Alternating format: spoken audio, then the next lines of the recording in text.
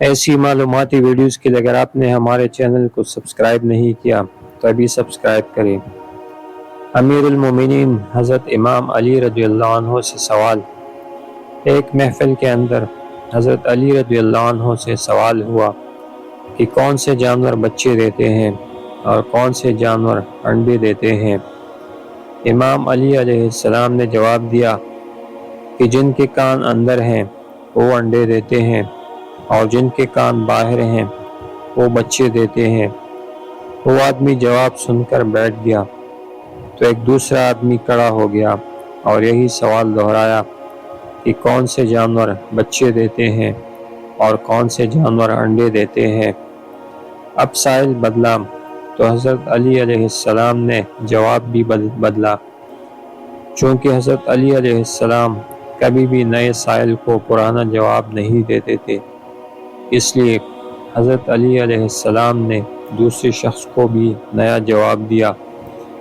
حضرت علی علیہ السلام نے جواب دیا، سن، جو اپنے بچوں کو دودھ پلاتے ہیں وہ بچے دیتے ہیں اور جو اپنے بچوں کو غذا یعنی دانہ کھلاتے ہیں وہ انڈے دیتے ہیں۔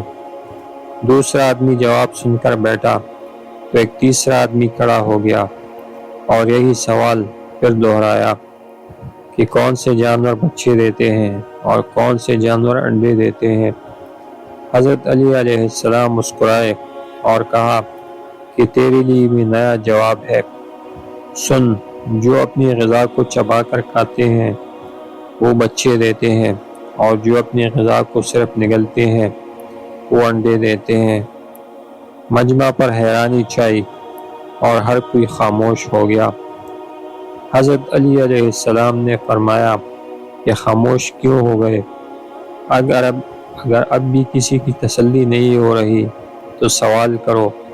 میں ابو طالب کا بیٹا علی تمہیں قیامت تک دعوت دیتا ہوں کہ تم یہی سوال دہراتے رہو، میں ہر دفعہ تمہیں نیا جواب دیتا رہوں گا۔